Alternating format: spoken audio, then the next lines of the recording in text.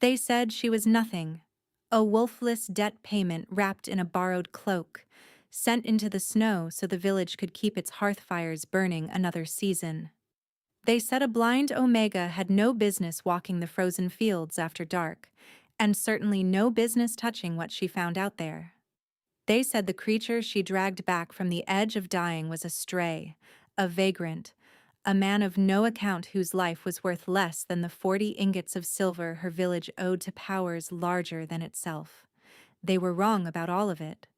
By the time the 12 council members of the Lycan assembly knelt on the cold flagstones of the vain seat and pressed their foreheads to the floor, every soul in that hall understood exactly how wrong they had been.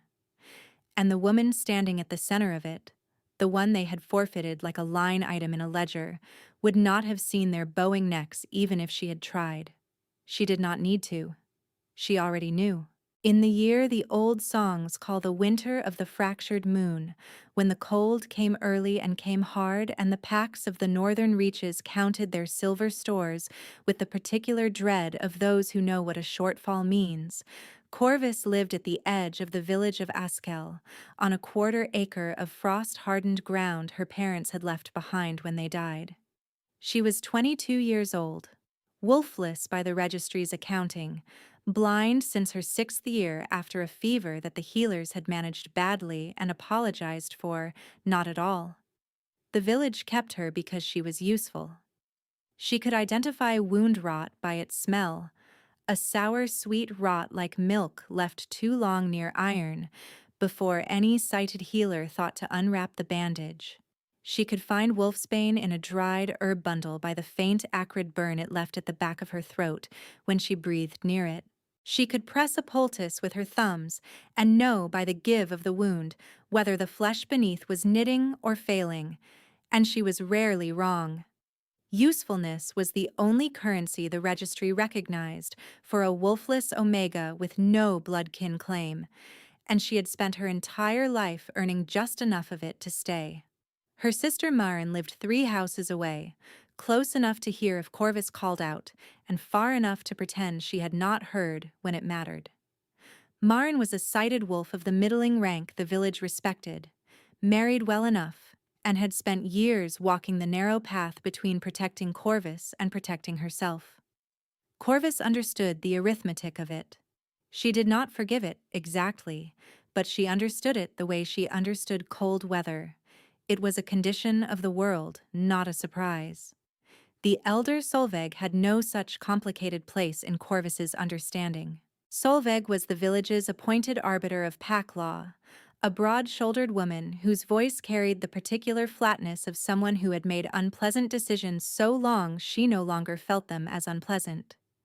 She held the debt tithe registry in her office and was the sole authority over who could be forfeited to satisfy a pack obligation. The pack of Askel owed 40 ingots of silver to a creditor whose name Solveig never said plainly in any public meeting, which should have been notable and was not. Because Solveig had long since trained the village to accept the shape of a thing without demanding to see the whole of it. The debt tithe was called on the last night of the fractured moon, when winter had locked the ground solid, and the torches in the village square burned low and orange in the wind. Corvus stood in the square because Maren had come to her door at dusk and said, quietly, that she needed to come. Corvus had brought her healer's satchel out of habit, the worn leather bag with the bone-handled knife and the wrapped herbs and the small clay pots of prepared compounds, because she rarely left home without it. The square was crowded. She could tell by the particular compression of sound, voices bouncing off the stone well housing and the packed earth, and by the smell of too many wolves in an enclosed space, wood smoke and wet fur, and the metallic edge of collective unease. Solveig read from the registry. There were 4 names before Corvus's, all of them people who had family members step forward to offer labor or goods in exchange. When Solveig said Corvus's name, no one stepped forward. Corvus stood very still and listened to the silence, and in the silence she heard Maren a few feet to her left, breathing but not speaking, not moving. The silence lasted exactly long enough to mean what it meant. Solveig said that a wolfless omega with no bloodkin claim and no pack standing was forfeit under Pack Law Article 9, and that the forfeit satisfied a portion of the village's silver debt, and that Corvus was to walk the eastern snowfield road before the bell rang the next hour or be dragged to it. She said this with the flat economy of a woman reading a grocery list, and the crowd accepted it with the flat economy of a crowd that had already decided not to object. Corvus picked up her satchel. She walked east. She had half a day's walk of frozen road ahead of her, and no destination the village had named, because the forfeit was the destination. The cold was the kind that made her eyelids feel thick and her fingers curl toward her palms without her asking them to. She walked by sound and by the memory of the road's surface under her boots, the place where the frozen ruts deepened near the old birch stand, the slight downward pitch of the ground before the road opened into the wider plain. She knew this road. She had walked it before to gather herbs from the snowfield's sheltered banks, where certain roots could still be found under the ice crust if you knew where to press. If you want to know how a blind omega navigates a frozen field in the dark, leave a comment below, because this story's answer is not what you would expect. Then come back, because what she found out there changes everything. She had been walking for perhaps 2 hours when she heard it. A sound from the north, low and broken. Not quite a howl, not quite a human cry, but something caught between the two. A distress call shaped by a wolf's throat, but stripped of any formal pack signal, raw and involuntary, the sound a creature makes when its body is losing the argument it is having with death. She stopped. She turned her face toward it. The wind was coming from the north-northeast, which meant the scent came with it. And the scent was blood and wet leather and something sharp and chemical that lodged at the top of her sinuses and made her think, automatically and, with the precision of her training, wolfsbane compound. Not the raw plant. A prepared compound. Deliberate. Something extracted and concentrated and applied to metal. She walked toward it. The shelter was a collapsed hunting structure, 3 walls of stacked stone with a partial roof of rotted timber that had given way under old snow. The man was inside, against the far wall, on his side. She found him by following the sound of his breathing, shallow and wet, and the heat of him, which was remarkable even in the cold. A large body putting out warmth the way a hearthstone does, hours after the fire has been banked. She knelt beside him. She ran her hands over his form the way she had learned to examine patients, quickly and without hesitation, finding the wound in his left shoulder where the bolt had gone through the furred edge of his cloak and buried itself. And the bolt was gone, pulled out or broken off. But the channel it had left behind was still weeping, and the flesh around it carried the particular hard swelling that meant the wolfsbane compound had been absorbed into the surrounding tissue, and was preventing the shift that would have accelerated his healing. She opened her satchel. She worked by touch and scent in the broken shelter for the better part of an hour. She cleaned the wound with the astringent preparation she carried for exactly this category of injury, the kind where poison in the tissue had to be drawn before any healing compound would be useful. She applied a drawing poultice of charcoal and rendered fat, and 3 specific herbs whose names she knew in the old pack language her mother had taught her, pressing the preparation into the wound channel and binding it with strips of linen. The man was conscious enough to make sounds, but not enough to speak. He had a very large hand. She knew because it found her wrist at one point, not gripping, just resting, and the weight of it was substantial. She did not know his name. She did not know who had put the bolt in him or why. She only knew that the wolfsbane in his blood was severe enough that without the antidote she carried, the compound would reach his heart within 2 days, and without the drawing treatment she had just applied, the wound would rot before the antidote could work. She knew these things because her mother had trained her to know them, and she had treated wolfsbane poisoning 3 times before, though never this advanced. She stayed. The first night she spent sitting upright against the wall beside him, monitoring his breathing, refreshing the poultice twice when the smell of the drawing compound shifted from active to spent. He slept. She did not. By morning, his breathing had evened, and the hard swelling around the wound had softened fractionally. She administered the first dose of the antidote from the small sealed vial in the bottom of her satchel, pressing it between his lips and holding his jaw until he swallowed. On the second night, the bond recognition came. She was not expecting it and had no framework that felt adequate to explain it. She was sitting close to him because the collapsed roof let the cold in from one corner, and she had positioned herself between that corner and his injured shoulder to buffer the draft, a practical arrangement with no sentimentality in it. He had woken that afternoon well enough to speak, though he had not said much. Only his name, which he had given as Aldrich, and his thanks, which he had given in a voice that sounded like it was not accustomed to the word and was not entirely comfortable with it. She had told him her name. He had been quiet after that for a long time, in the particular way of someone who is thinking carefully about what he has just heard. What came was warmth. Not his body heat, which was a physical fact she had already catalogued, but something else. A warmth that seemed to originate at the surface of her own skin and work inward. Unhurried and certain, like the way a hearthstone's heat travels through a blanket into cold hands. With it came a scent she could not name in her herb training's vocabulary, not a thing with a curative property or a danger signal, just a scent that seemed to belong to her in some way she had no language for. She catalogued it the way she catalogued everything. It was there. It was notable. It did not fit any category she had, and therefore it was probably a product of close quarters and exhaustion, and the residual chemical smell of the wolfsbane compound interfering with her usual accuracy. She told herself this firmly. She almost believed it. He asked her, in the dark, how she had found him.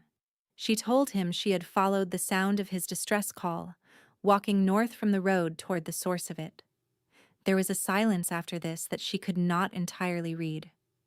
"You walked north," he said, "into the open snowfield, alone."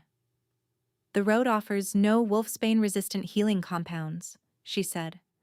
"The snowfield's sheltered banks do." He did not respond immediately to this. She had the impression, from the particular quality of his breathing, that he was engaged in some internal recalibration. On the third morning she gave him the second dose of the antidote.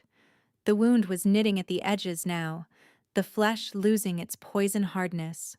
He was strong enough to sit upright, and to hold the cup she pressed into his hands without her steadying it, and when he moved, she could hear the quality of it, the particular control of a man who had spent considerable time learning how to carry a large body through difficult spaces without making unnecessary sound.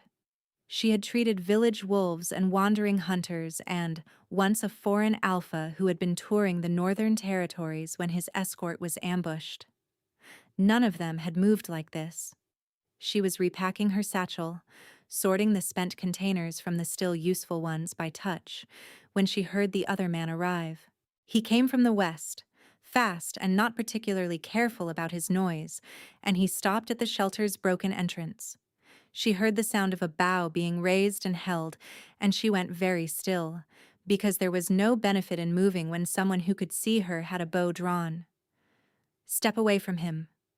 The voice was rough and controlled, and the command had the texture of a man giving an order he expected to be obeyed before he finished speaking it. "She stays." Aldrich's voice, from behind her, flat and total and unelaborated. The bow lowered. She could tell by the changed quality of the other man's breathing, the release of that particular held tension.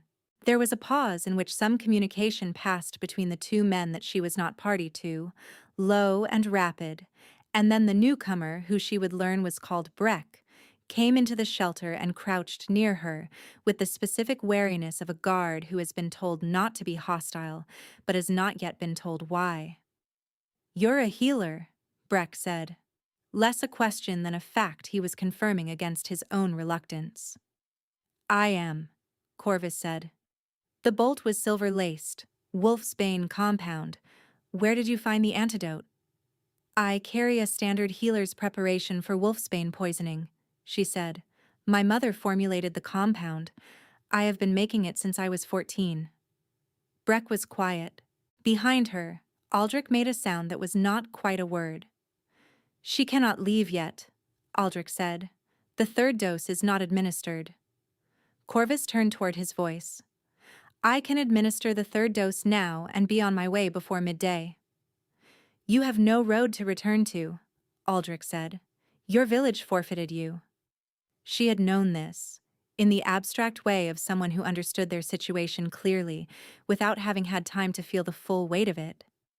Hearing it stated plainly, in his voice, in the broken shelter with Breck watching, made the weight land differently. She sat with it for a moment. Then she said, That is my circumstance to manage. I am telling you, Aldrich said, that you will not walk back onto that road alone. She heard it as captivity, as the natural annexation of a forfeited person by someone with more power than her, as one enclosure replacing another. She picked up her satchel. She stood. I was forfeited to satisfy a debt, she said. I was not forfeited to you. No, he said. You were not. She waited for the rest of it. He did not supply the rest of it. Breck made a sound low in his throat that she could not interpret. Then I am leaving, she said. You are not, Aldrich said, and something in the quality of the sentence was different from any authority she had heard applied to her before. Not the flat mandate of Solveig reading from a registry, not the quiet management of Maren steering her clear of trouble, but something that seemed to come from a layer beneath argument, a claim so settled in its own foundation that it did not feel the need to explain itself. She sat back down. She did not fully understand why. Breck left to make camp at a short distance and to send a message she was not told the destination of. Aldrich slept again in the afternoon, and she spent the quiet hours thinking about the shape of what she now knew. He was powerful. The bolt had been a deliberate attempt on his life rather than a stray hunting accident, because Breck had said assassination and then stopped himself. He was being sought by people who wished him dead. He was, by his manner and by Breck's manner toward him, a man of very considerable rank. She did not yet know exactly what rank. She learned more the next morning when she heard Maren. Her sister came from the south at a fast walk, and Corvus recognized her step on frozen ground the way she recognized everything, by its particular rhythm and the specific distribution of weight. Maren was alone. She stopped outside the shelter and said, quietly and urgently, that she needed to speak to Corvus, and Corvus went out. Maren's voice was tight in the specific way it got when she was frightened, but trying to sound practical. She said she had overheard Solveig's meeting with a courier from a lord called Devon's house, a noble rival to the Vane seat, who had been funding Solveig's authority in Askel for 3 seasons in exchange for information and eventual cooperation. The forfeit had not been about the silver debt at all. Solveig had arranged to hand Corvus to a lord in Devon's household as a demonstration of her usefulness to that house, a cooperative gesture to secure her own protection when Devon moved against the Lycan throne. The 40 ingots of silver the debt tithe was supposed to satisfy had already been paid in secret by Solveig herself, with Devon's coin, 2 weeks before the tithe was called. The forfeit was manufactured. Corvus stood in the snow and let this settle through her. She thought about Solveig's flat voice in the square and the village's careful silence, and Maren's not speaking, not moving at her left side. You knew, Corvus said. Maren's breathing changed. I knew the forfeit was coming. I did not know all of it. I thought, if I stayed out of it, you would be placed somewhere with a roof and a use for your skills. A pause. I am sorry. Corvus held the weight of that for exactly as long as it deserved. Then she said, Why are you here now? Because Solveig is sending men to collect you, Maren said. They will be here before nightfall, and because I could not let that happen without warning you." Corvus went back into the shelter. She told Aldrich what Marin had said. She told him plainly, without editorializing, naming Solveig and Devon's house, and the manufactured debt, and the men coming before nightfall. When she finished, there was a silence. And then Aldrich said, "Breck." Breck was at the entrance before she had finished drawing her next breath. What followed was not a crisis, exactly, because Aldrich and Breck managed it with the precise economy of two people who had handled worse together, but it was fast and directed and left no space for Corvus to negotiate her own departure, which she attempted twice and was redirected from both times, not by force, but by Aldrich saying, quietly and without room for misinterpretation, that she would travel with them. He said this the way he had told Breck to lower the bow, the way he had told her she was not leaving the shelter. As if the alternative was a category he declined to recognize. They rode north through the rest of the day and into the early dark. Corvus rode behind Breck, who turned out to be less rough in close proximity than his first impression had suggested, though he remained wary of her in the particular way of someone who has been told to trust a judgment he does not yet share. She could hear Aldrich ahead of them, hear the steadiness of his horse and the controlled quality of his breathing, still managing the residual weight of the wound, but managing it well. She gave him the third dose of the antidote at a rest stop, pressing the vial into his hand and waiting until she heard him drink. "The compound is fully cleared," she said, cataloging what she could from his breathing and the faint residual smell. "You should be able to shift within a day." "Yes," he said. She waited for more. He did not offer more. She heard him turn toward her in the dark in a way that was not entirely accounted for by the conversation they were having, a kind of attention with weight to it, and she noted it and filed it under the same category as the warmth on the second night. The things she could not explain, and therefore deferred. They reached the Vane seat in the morning, arriving before Solveig's men and, more critically, before the council had been told Aldrich was dead. The Vane seat was a stone hall that she knew from descriptions, enormous and cold in the way of places that have been important for a very long time and have the particular chill of accumulated winters in their walls. Breck brought her through a side passage into a waiting chamber, while Aldrich spoke with someone in the hall beyond, and she sat with her satchel on her knees and listened to the building breathe. She did not hear the crown produced. She would learn later that Breck had carried it in a sealed leather case tied to his saddle for the entire journey, that he had retrieved it from Aldrich's camp before the assassination attempt and had brought it north, because that was what a sworn guard does when his king is ambushed, and his first responsibility is the crown. But she did not know this yet when the doors of the outer hall opened and the sound of the council chamber reached her, 12 voices and the shifting of formal clothing and the weight of a large assembly coming to attention. She was brought in by Breck, who did not take her arm, but walked close enough that she could track the change in air density as the room widened around her. She could tell it was crowded. She could smell formal wool and old stone and candle smoke, and the specific metallic sweet overlay of silver ceremonial objects, and beneath all of it, faint and unmistakable to her specifically trained sinuses, wolfsbane. Not a prepared compound, the raw signature of it, coming from a direction that resolved when she turned her face toward it, as Solveig's location in the room. Solveig was already present. She had come directly to the council with her manufactured case, and she had been speaking when the doors opened, and she was still speaking when Corvus entered, calling her by her name and by the forfeit status and by the words unclaimed property, which landed in the room with the flat authority of someone who has said such things before audiences before, and found the audiences receptive. Corvus stood still and listened to the air. And then the outer doors opened.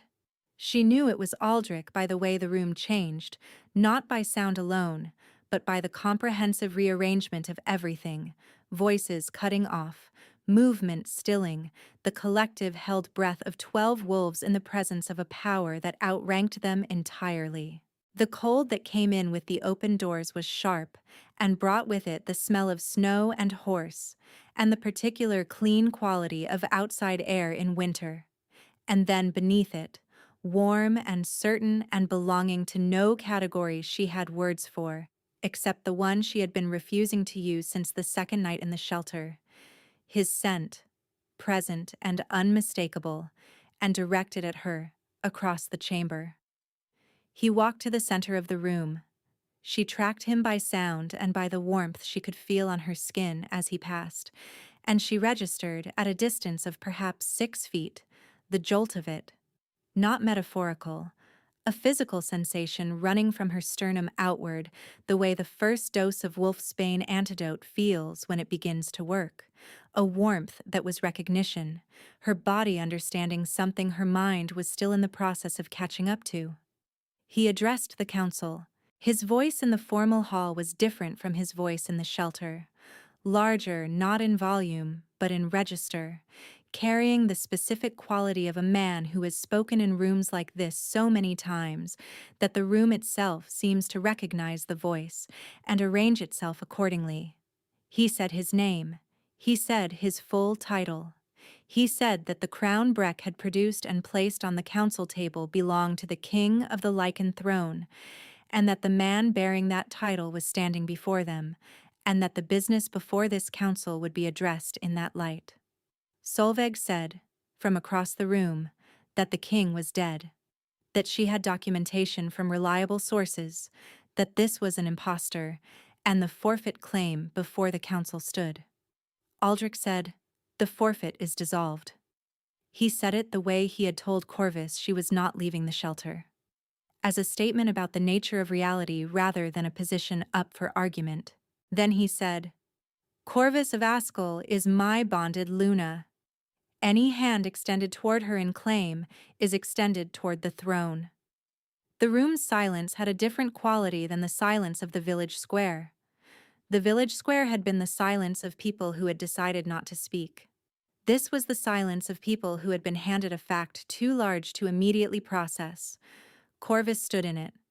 She felt the warmth under her skin intensify, spreading outward from her sternum to her hands and throat, and she understood with a clarity that did not need her eyes that the light others could see was coming from her, from beneath her skin, the bond making itself visible in the way the old pact laws described, gold-white and unmistakable, not a romantic prettiness, but a structural declaration, the kind the body makes when the mind has been refusing to make it long enough. Solveig's voice, when it came, was no longer flat. It had the high edge of a person whose calculation has failed and who is only now understanding how completely. She said that no bond had been registered, that the Omega was a forfeiture, that the council had precedent and procedure. "Then we will address your procedure," Aldrich said, along with the question of 40 ingots of silver that Solveig paid with Devon's coin to manufacture a forfeit that would deliver a healer into the custody of a lord working to collapse the Lycan throne. He gave it exactly that much elaboration. No more. The specificity of 40 ingots in the formal hall, named in that voice with that title behind it, was enough. She heard 2 of the 12 council members shift their weight in ways that read as someone beginning the slow process of recalculating their position. Solveig said something fast and sharp that Corvus could not entirely parse, and then she heard the sound of Solveig moving, the scrape of a boot on flagstone that meant someone was trying to make for a door, and Breck's voice cutting across it, and a brief struggle that lasted only seconds before it did not last anymore. The investigation took the length of time it took. Aldrich presented Breck's testimony of the assassination attempt, the silver-laced bolt identified by the same wolfsbane compound Corvus had detected and treated, the crossbow recovered with markings traceable to Devon's armory. He presented the courier's record that Maren, standing in the chamber doorway she had been admitted to somewhere in the middle of all of it, confirmed under formal questioning. The false debt was documented by the council's own treasury officer, who had begun pulling records the moment Aldrich said 40 ingots, because that was a figure that did not match the registry. Solveig's authority was stripped by formal council motion. Her end came as the logical conclusion of exposed treason against the throne, carried out according to pack law's specified consequence, not a thing prolonged or savored, a verdict and its execution complete. The assembly witnessed it. Corvus listened to the silence after it and found in the silence something that was not satisfaction exactly and not grief exactly, but the particular texture of a thing that has been named correctly after being misnamed for a long time. She produced the last vial from her satchel. She had carried it from the shelter, the remaining antidote compound, tucked into the bottom of the satchel under the spent containers. She had carried it without discussing it, because carrying it was the practical thing to do when a patient was still in partial recovery, and she was a healer, and that was what healers did. She held it out toward Aldrich's direction, found by his presence, which she no longer needed to rationalize. "The final dose," she said. "Precautionary. The compound will be fully cleared after this." He took it from her hand. In taking it, his fingers covered hers for a moment, not the accidental weight of the shelter's dark but deliberate, his hand holding hers around the vial before he lifted it away, and she felt the warmth of it from her fingertips to her shoulder, and knew that he had done it precisely because it was deliberate. She heard the council. She heard the sound of 12 wolves who had just witnessed a king declare a bond before the full assembly, a bond confirmed by light from beneath the skin of a woman who had been delivered to the council as forfeited property, in a hall that had seen the Lycan throne's authority exercised, and the betrayal of that authority exposed and answered. She heard the sound they made. One by one, in the particular order that pack law prescribed for formal submission, they knelt. It was not a sound she had ever heard before. 12 powerful wolves going to their knees on cold flagstones in the same chamber where Solveig had called her unclaimed property, the sound of weight shifting, formal clothing settling, foreheads meeting the stone. She counted them by the sound, not rushed, each one deliberate, until the last. Marin knelt last. Corvus knew her sister's weight and her sister's breathing, and she heard Marin's knees find the floor with a sound that was not the formal submission of a council member, but something more personal, something that carried the weight of the village square, and the silence at her left side, and the warning brought across frozen ground before nightfall. An apology made with the body because the word had already been said and had not been enough. Corvus did not speak to her then. There would be time. Aldrich said, before the assembly, that the Luna of the Lycan throne was Corvus of the house she had been born to, a house whose standing the registry had erased when her parents died, and the village found it convenient to classify her as wolfless and unclaimed, and that the registry would be corrected by council order before the sun set on this day.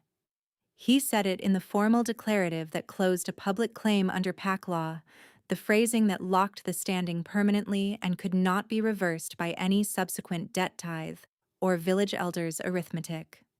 The words had a weight she could feel in the floor through the soles of her boots. Then, in the silence that followed the declaration, she heard him move. She heard the shift of his clothing and then the sound she had not expected, the sound of a king's knees meeting the flagstones, and she turned her face toward him, and he was very close, and his voice when he spoke was at a different height than it had been a moment before. "You walked north," he said, "into a snowfield you had no reason to trust, following a sound that the village would have told you to leave alone." "The village," she said, "has told me to leave a great many things alone." "I know." A pause. "I have worn the crown of this throne for 11 years, and I have not been warm until 3 nights ago in a collapsed hunting shelter." He said it plainly in the same register he used to dissolve the forfeit, a statement about the nature of things rather than an appeal. "I will not be well suited to gratitude. I will attempt it anyway." She reached down.